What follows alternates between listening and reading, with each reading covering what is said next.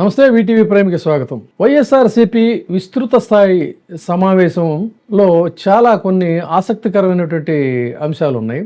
అసలు ఈ దసరా పర్వదినంలో ఒకవైపు అసెంబ్లీ సమావేశాలు జరుగుతున్న నేపథ్యంలో ఎందుకు ఒక్కసారిగా ఈ సమావేశాన్ని జగన్మోహన్ రెడ్డి గారు ఏర్పాటు చేశారనేది ఒక ప్రధానమైనటువంటి అంశం. అయితే ఆ సమావేశంలో జరిగినటువంటి అంశాలు మామూలుగా బయటకు వచ్చినటువంటి ఇదేమిటంటే, సరే మనం ప్రత్యక్ష పోరాటానికి మనం పార్టీ శ్రేణులందరూ కూడా సిద్ధంగా ఉండాల్సిందే, అవసరమైతే నేను కూడా వస్తాను దసరా తర్వాత అనేటువంటిది అక్కడ ప్రధానమైన చర్చగా వచ్చింది. అయితే రాష్ట్రంలో జరుగుతున్నటువంటి అంశాల మీద ఎప్పట్లాగే ఒక చర్చ అనేది జరిగింది. ప్రధానంగా చూసుకున్నట్లయితే ఎప్పట్లాగే అక్రమ కేసులు, తర్వాత సరిగ్గా ఈ అక్రమ కేసులు వివిధ సందర్భాల్లో రివర్స్ అవుతున్నటువంటి స్థితి. అంటే న్యాయస్థానాలకి ఆంధ్రప్రదేశ్ రాష్ట్రంలో జరుగుతున్నటువంటి అరాచకం, పోలీసుల యొక్క దౌష్ట్యాలు, ఇవన్నీ కూడా దుర్మార్గాలన్నీ ఒక్కొక్కటిగా ప్రతి కేసులు కూడా తెలుస్తున్నటువంటి పరిస్థితుల్లో తాజాగా సరిగ్గా సమావేశం జరుగుతున్నటువంటి సమయంలోనే హైకోర్టు నుంచి ఒక జడ్జిమెంట్ వచ్చింది.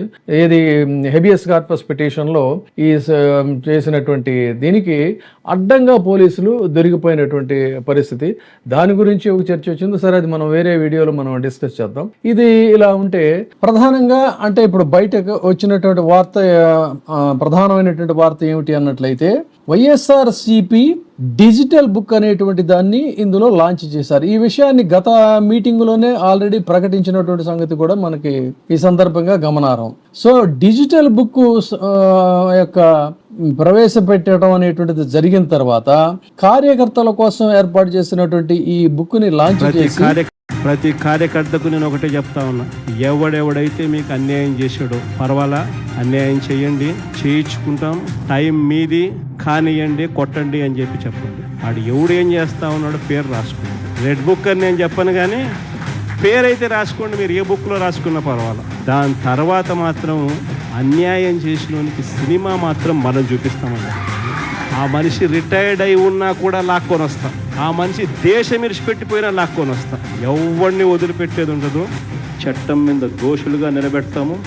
ప్రతి కార్యకర్తకు నేను ఒకటే చెప్తా ఉన్నా, ఎవడెవడైతే మీకు అన్యాయం చేసాడో పర్వాలా, అన్యాయం చేయండి, చేయించుకుంటాం, టైం మీది, కానియండి. మిగతా అంశాలకు సంబంధించి ఏ జిల్లాల్లో ఏ పరిస్థితులు ఎలా ఉన్నాయి, ఫీడ్బ్యాక్ ఎలా ఉంది ప్రభుత్వం తీరు పట్ల, ఓవరాల్గా అంటే సరే ఒక అసంతృప్తి అనేటువంటిది మొదలవుతుంది. కానీ దానికి మనం చూసి సంబరపడాల్సినటువంటి అవసరం లేదు. మనం ఏ రకంగా కన్స్ట్రక్ట్గా ముందుకెళ్ళాలి, రోజు రోజుకి కూడా ఈ అరాచకాలు ఇంకా పెరుగుతున్నప్పుడు వీటికి ధీటుగా మనం ఎలా సమాధానం చెప్పాలి. పబ్లిక్లో అసంతృప్తి అనేది ఏదైతే మొదలైంది తప్ప ఈ అసంతృప్తి ఆగ్రహంగా పెళ్ళుబికేటువంటి దశకే వచ్చేటువంటి పరిస్థితులు ఉన్నప్పుడు మాత్రమే మనం ప్రత్యక్ష పోరాటాలకి చేయాలి. అయితే దానికోసం మనం ఎదురు చూడాల్సిన పని లేదు. ముఖ్యంగా మెడికల్ కాలేజీలకు సంబంధించినటువంటి పోరాటాన్ని ఉధృతం చేయాల్సిన అవసరం ఉంది. ఇది రాష్ట్ర శ్రేయస్సు కోసం, పార్టీ శ్రేయస్సు కోసం కాదు, ఇది రాష్ట్ర శ్రేయస్సు కోసం మనం అవసరమైతే ఎంత త్యాగాలకైనా కూడా సిద్ధం కావాలి. ఆ ఉద్యమంలోనే అవసరమైతే నేను ముందుగా బయటకు వస్తానని చెప్పని జగన్మోహన్ రెడ్డి గారు చెప్పినట్టుగా మనకు స్పష్టంగా విశ్వసనీయ వర్గాల ద్వారా తెలుస్తున్నటువంటి మాట. అదేవిధంగా ఇక్కడ ఇంకొక ఆసక్తికరమైన అంశం ఏంటంటే, ఆ సమావేశంలో ఈసారి వారియర్స్కి ఒక పెద్ద ఫ్యాన్స్ క్రేజ్ లాంటిది ఒక క్రేజ్ ఒకటి స్పష్టంగా కనపడింది. మామూలుగా ఇటీవల వరుసగా జరుగుతున్నటువంటి వైసీపీ సమావేశాల్లో కొంత లోపల పైకి ఎలా చిరునవ్వులు తెచ్చుకుని మాట్లాడుతున్నా, ఏం చేస్తున్నా కూడా ఏదో ఒక నైరాశ్యం, ఏదో ఒక టెన్షను, ఇలాంటివన్నీ చాలా మందిలో కనపడి, కానీ ఈసారి ఖచ్చితంగా పార్టీ శ్రేణుల్లో ఒక జోష్ అనేటువంటిది చాలా స్పష్టంగా కనపడింది.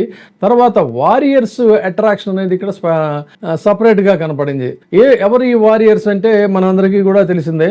ఈ వారియర్స్లో కూడా మళ్ళీ ఒక ప్రత్యేకమైనటువంటి అట్రాక్షన్ ఏంటంటే, వల్లభనేని వంశీ జైలు నుంచి బయటకు వచ్చిన తర్వాత ఆల్మోస్ట్ ఒక పేషెంట్ లాగా బయటకు వచ్చాడు. అనారోగ్య సమస్యలతో కొంత హైబర్నేషన్లోనే ఉన్నాడు. ఏదో పోలీస్ స్టేషన్కి వెళ్ళటాలు, సంతకాలు పెడతాం, కానీ తలకు రంగు అయితే వేసుకోలేదు, కానీ పరిపూర్ణమైనటువంటి ఆరోగ్యంతో చాలా ఉత్సాహంగా రావటం, అతను వచ్చినప్పుడు అసలు ఎంట్రన్స్ నుంచి కూడా చాలా మంది అతన్ని పలకరించడం, అతనితో సెల్ఫీలు తీసుకోవడం జరిగింది. ఆ విధంగా సెల్ఫీల కోసం గేటు దగ్గర వైసీపీ అభిమానులు ఎగబడినటువంటి వారియర్స్లో చెప్పుకోవాలంటే వల్లభనేని వంశీ, కాకాని గోవర్ధన్ రెడ్డి, పిన్నెల్లి రామకృష్ణారెడ్డి, పెద్దిరెడ్డి రామచంద్రారెడ్డి, దేవినేని అవినాష్, ఇలా ఇంకా కొంతమంది కూడా ఉన్నారు. వీళ్ళందరూ కూడా తెలిసిందే. ఇటీవల కాలంలో ఈ అక్రమ కేసుల్లో వాళ్ళు అనేక రకాలుగా వేధింపులకు గురయ్యి జైళ్లలో ఉండటమే కాకుండా బయటకు వచ్చిన తర్వాత కూడా ఇబ్బందులు ఎదుర్కొంటున్నటువంటి పరిస్థితి. కానీ వాళ్ళందరిలో కూడా ఈసారి కనిపించని జోష్ ఒకటి ఏదో ఉంది.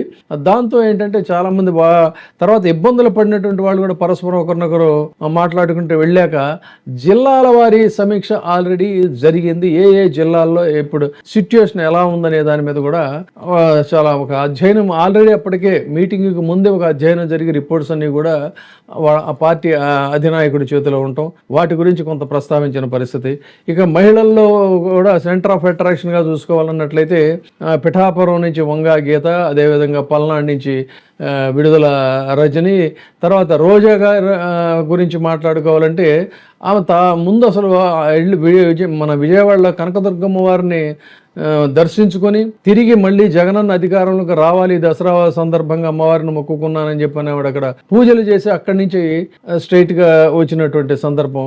ఇట్లా మొత్తంగా చూసుకున్నట్టయితే ఓవరాల్గా పార్టీ శ్రేణుల్లో ఒక ప్రత్యేకమైనటువంటి జోష్ ఉండటం, తర్వాత దట్టు ఇక ఉద్యమాల్లో ప్రత్యక్ష పోరాటానికి మనం అందరం కూడా సిద్ధం కావాల్సిందని చెప్పనేటువంటి నిర్ణయం అయితే వాళ్ళల్లో మరింత ఉత్సాహాన్ని ద్విగుణీకృతం చేసిందని చెప్పాలి. ఈ దసరా తర్వాత ఎప్పుడు ఎలా చేయాలి, తర్వాత ఈలోపు ఈ మెడికల్ కాలేజీలకు సంబంధించి కొన్ని రౌండ్ టేబుల్ సమావేశాలు జరపాలని, అవసరమైతే ఆ తర్వాత సెకండ్ స్టెప్గా కొన్ని చోట్ల రిలే నిరాహార దీక్షలు ప్రారంభించాలని, ఇలా దశల వారీగా అయితే ఈ ఉద్యమాన్ని ముందుగా తీసుకెళ్ళి మన టాప్ ప్రయారిటీ ఈ మెడికల్ కాలేజీలను మనం కాపాడుకోవటం, తర్వాత ఒక డ్రాప్ అవుట్స్ పిల్లలు దాదాపుగా 10 లక్షల పైచీలకు పిల్లలు మానేసినటువంటి పరిస్థితి. అంటే ఫస్ట్ క్లాస్ నుంచి ఇంటర్మీడియట్ వరకు చాలామంది కూడా అక్కడ అమ్మఒడి లేకపోవడం, ఫీజు రియంబర్స్మెంట్ లేకపోవడం, ఫీజులు మొత్తం విద్యా వ్యవస్థ అంతా కూడా ఛిద్రమైపోయింది అనేటువంటిది కూడా అక్కడ ప్రధానంగా చర్చలోకి వచ్చినట్టు తెలిసింది. సోషల్ మీడియా యాక్టివిస్టుల మీద అయితే జరుగుతున్నటువంటి దాడుల పరంపర అయితే కొనసాగుతున్నా కూడా చాలా ధీటుగా లీగల్ టీము మాత్రం అత్యద్భుతంగా పనిచేస్తుందని చెప్పినటువంటి ఒక ప్రశంస కూడా లీగల్ టీంకి వెళ్ళినట్టుగా తెలుస్తుంది.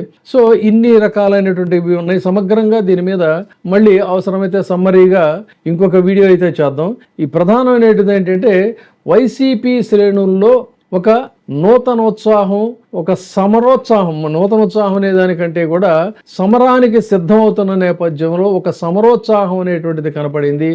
దీంట్లో అంతకుముందు ఉన్నటువంటి నిస్తేజం అయితే పూర్తిగా తొలగిపోయి దేనికైనా సరే మనం రెడీ, ఈ రాష్ట్రాన్ని మనం కాపాడుకోవటం మన బాధ్యత, ఎన్ని త్యాగాలకైనా సిద్ధపడతాం.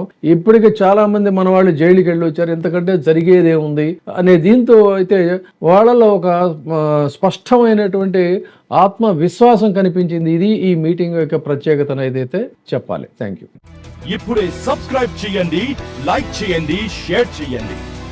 VTV ప్రైమ్, మీ ఉత్తమాభిరుచుల సమ్మేళనం.